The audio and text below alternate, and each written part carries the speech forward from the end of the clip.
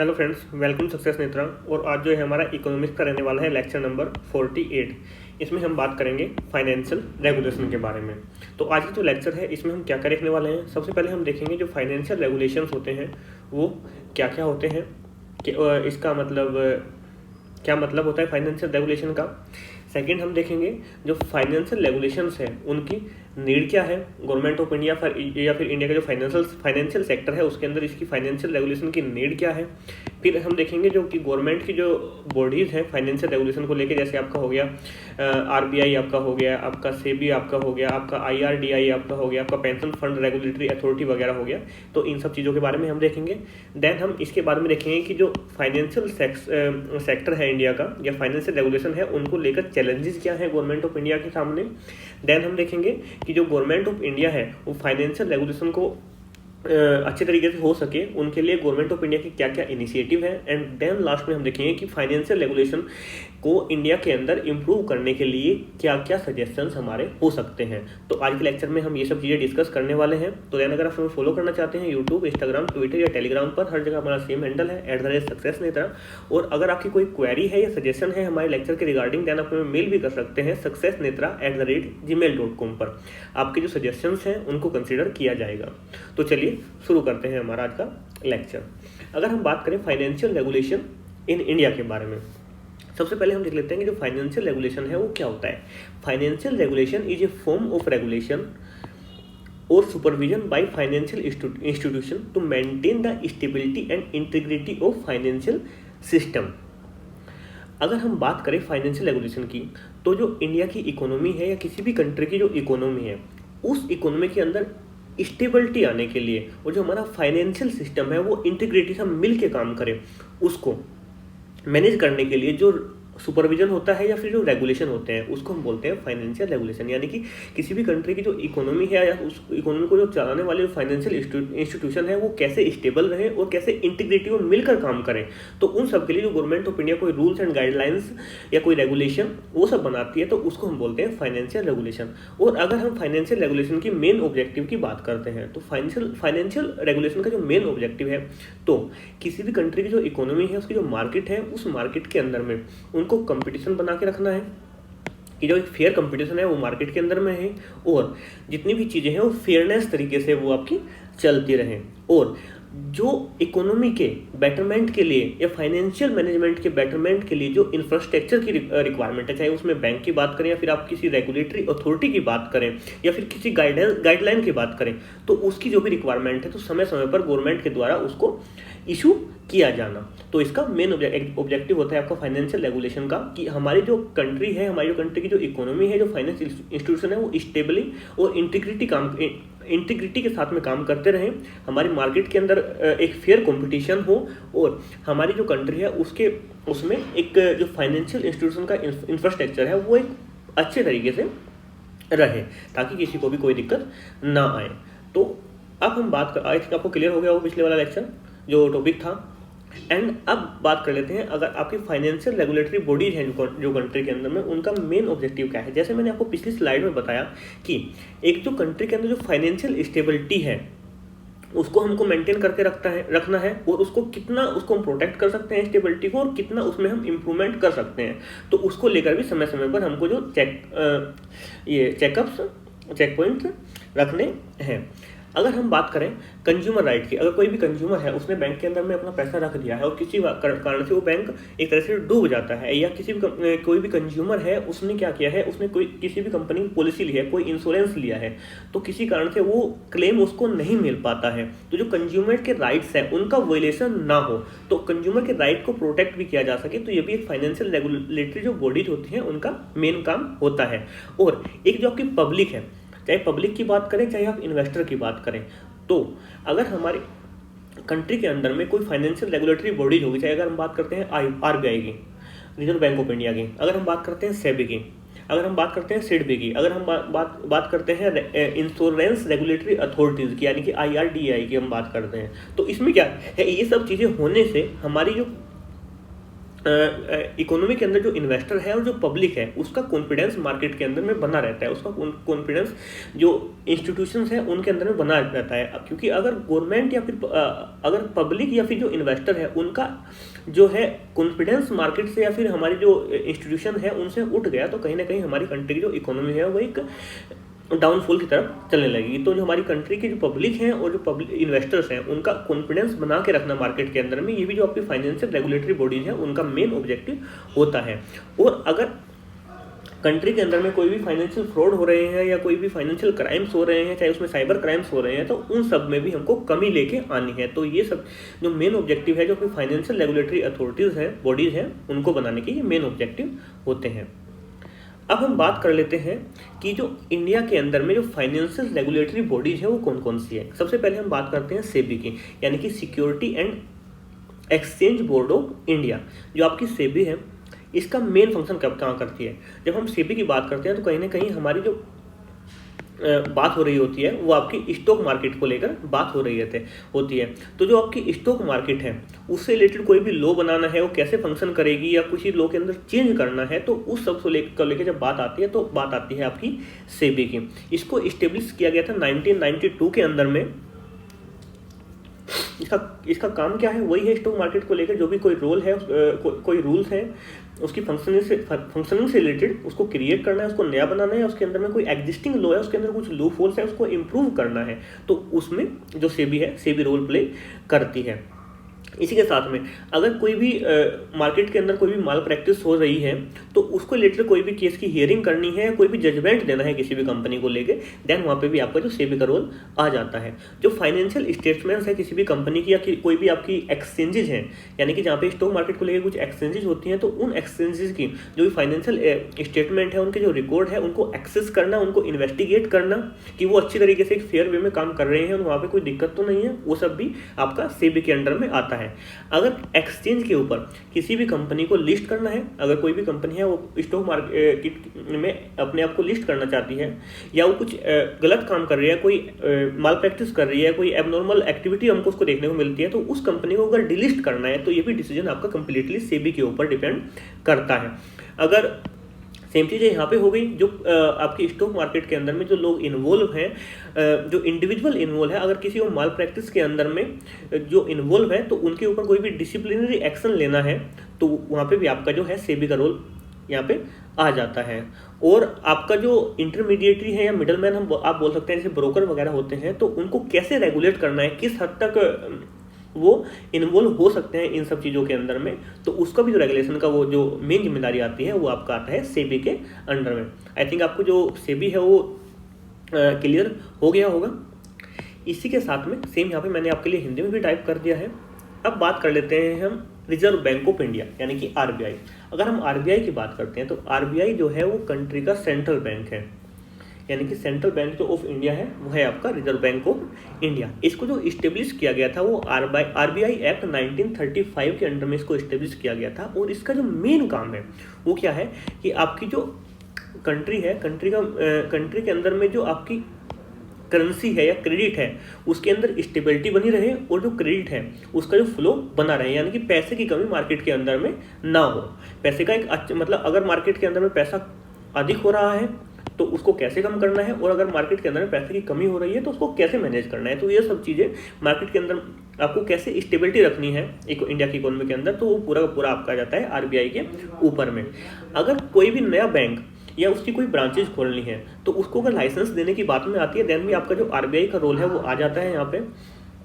और जो आपके कोई भी बैंक्स है, पब्लिक सेक्टर बैंक्स की बात करें या फिर हम करते हैं आपके नॉर्मल बैंक की बात करते हैं, तो अगर उसमें हमको कोई भी इंस्पेक्शन करना है, कोई इंस्पेक्ट करना है, तो उसके अंदर में आपका जो आरबीआई है उसका रोल आ जाता है। देन अगर कोई भी रेगुलेटरी अथॉरिटी है उसको पेमेंट को लेकर या फिर उसके सेटलमेंट को लेकर या फिर उसके इंफ्रास्ट्रक्चर को लेकर कैसे हमको चलना है, वहाँ पे भी आपका आरबीआई का रोल इन्वॉल्व हो जाता है। अगर कंट्री के अंदर में कोई करेंसी प्रिंट करनी है, इशू करनी है, उसको सर्कुलेट करना है, तो वहाँ पे भी आपका जो रिजर्व बैंक ऑफ इंडिया है उसका रोल आ जाता है। फॉरेन एक्सचेंज को कंट्री के अंदर में कैसे आपको मैनेज करना है उसके अंदर भी आपकी आरबीआई रोल प्ले करती है। और अगर हम मार्केट के अंदर में लिक्विडिटी की बात करते हैं या इंटरेस्ट रेट, चाहे इंटरेस्ट रेट के अंदर में हम बात करते हैं आपके जो रेपो रेट की बात करते हैं हम, और इसके साथ में हम आप करते हैं रिवर्स रेपो रेट की बात, यानी कि एक वो जो आरबीआई बैंकों से पैसा लेता है और दूसरा वो जिसमें जो बैंक आरबीआई से पैसा लेते हैं, तो उसको कैसे रेगुलेट करना है, किस परसेंटेज पे इसको रखना है, तो देन यहाँ पे भी आपका जो आरबीआई का रोल इन्वॉल्व होता है। तो इसका मेन काम है रिजर्व बैंक ऑफ इंडिया का कि मार्केट के अंदर में आपकी जो स्टेबिलिटी है वो बनी रहे और आपका जो प्रॉपर रेगुलेशंस बैंक और उनकी जो ब्रांचेस है उनके ऊपर में रहे, फाइनेंशियल इंस्टीट्यूशन कोई भी फ्रॉड वगैरह ना कर सकें। एंड सेम यहाँ पे आपके लिए हिंदी में भी हो गया है। अब बात कर लेते हैं जो थर्ड हमारी एजेंसी आ जाती है वो आ जाती है आपकी IRDAI, यानी कि insurance regulatory and development authority of India.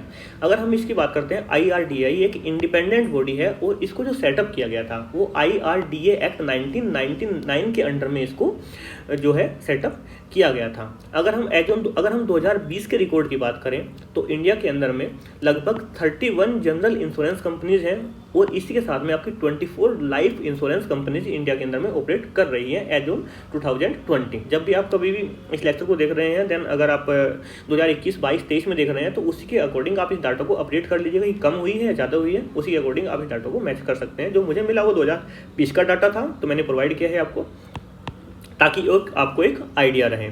इसी के साथ में अगर कोई भी इंश्योरेंस कंपनी है वो रजिस्टर करना चाहते हैं तो उसको कैसे परमिशन ग्रांट करनी है, कैसे उसकी जो लाइसेंस है उसको रिन्यू करना है, अगर वो कोई माल प्रैक्टिस के अंदर में इन्वॉल्व है तो उसको लाइसेंस कब कैंसिल करना है, तो वो सब चीज़ें भी आपकी जो IRDAI वो आपका देखता है। जो आपकी इंश्योरेंस कंपनीज है उनको इन्वेस्टिगेशन करना, उनका इंस्पेक्शन करना, उसका जो ऑडिट करना, वो भी सब आपकी जो IRDAI है उसके अंडर में आता है।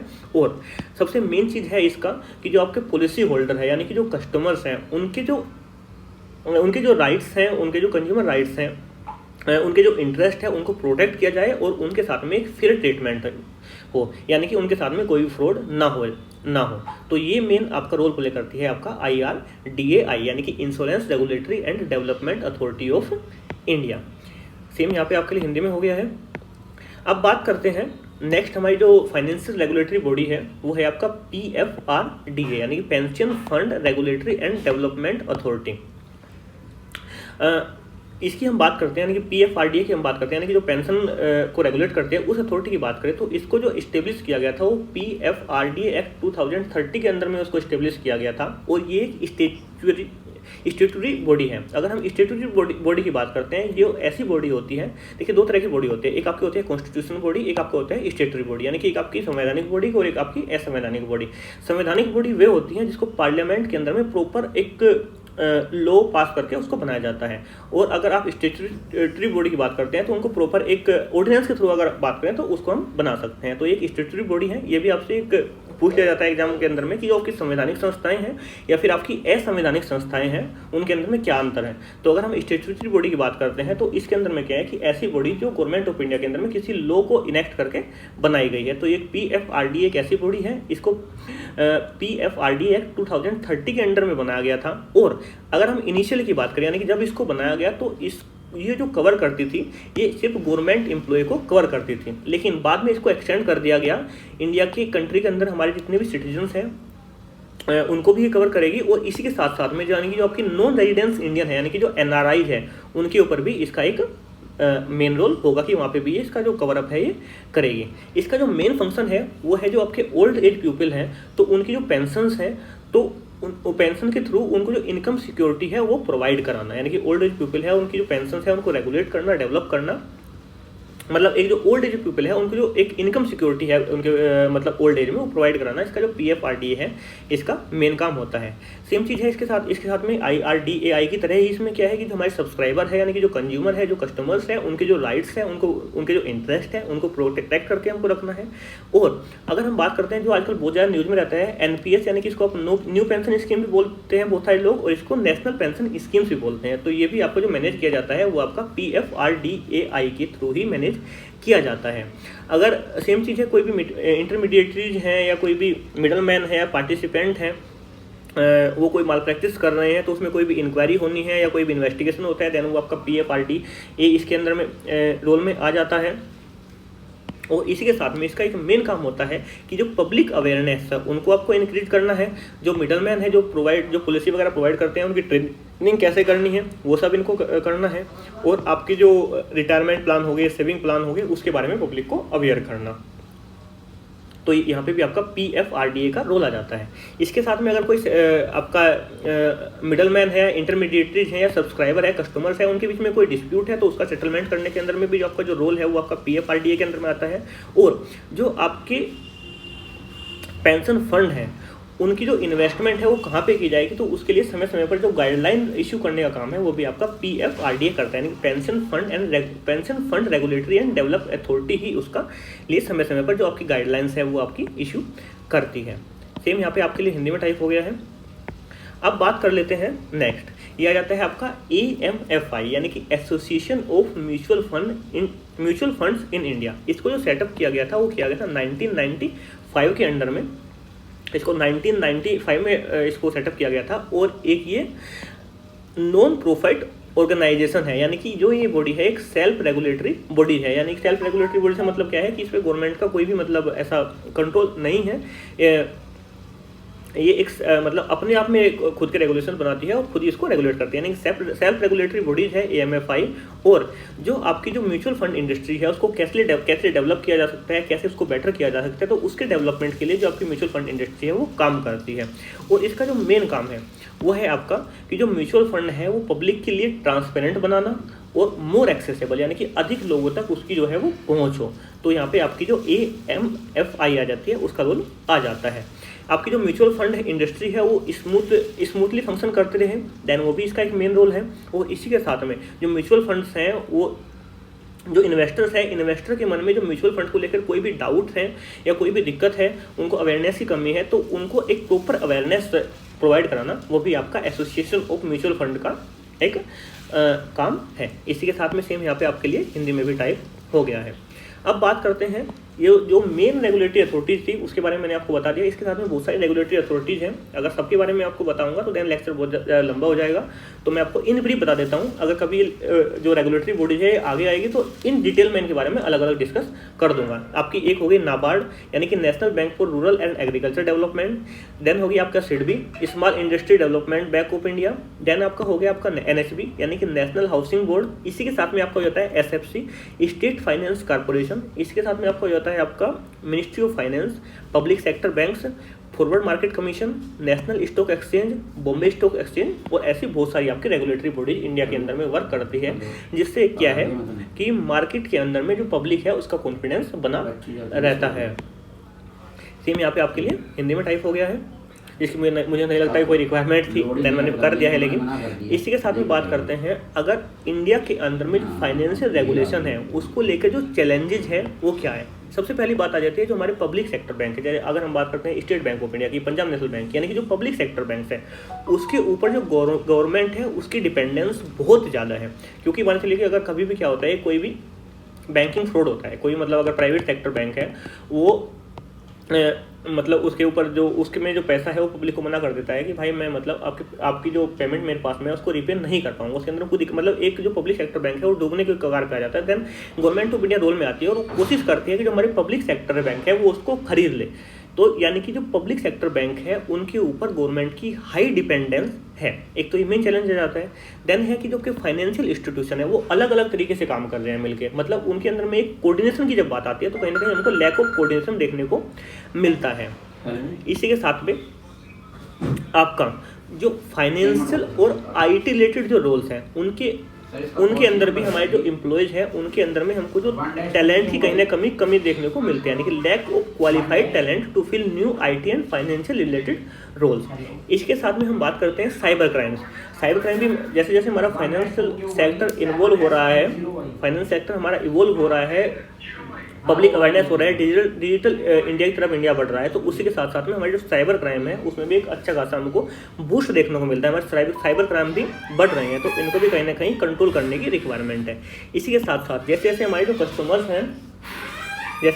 कस्टमर्स हैं वो हमारी जो फाइनेंशियल फाइनेंशियल सेक्टर में डिजिटली हो रहे हैं, डिजिटल पेमेंट कर रहे हैं, नेट बैंकिंग यूज कर रहे हैं, आपका यूपीआई यूज कर रहे हैं, आपका मोबाइल बैंकिंग यूज कर रहे हैं, आपका क्रेडिट कार्ड यूज कर रहे हैं, डेबिट कार्ड यूज करते हैं, पीओएस यूज कर रहे हैं। तो उसमें क्या है कि आपका बहुत सारा डाटा ऑनलाइन अवेलेबल हो जाता है। तो डाटा सिक्योरिटी ब्रीच यानी कि आपकी डाटा ब्रीच है वो भी एक प्रॉब्लम देखने को मिलती है फाइनेंशियल रेगुलेटरी अथॉरिटीज के सामने।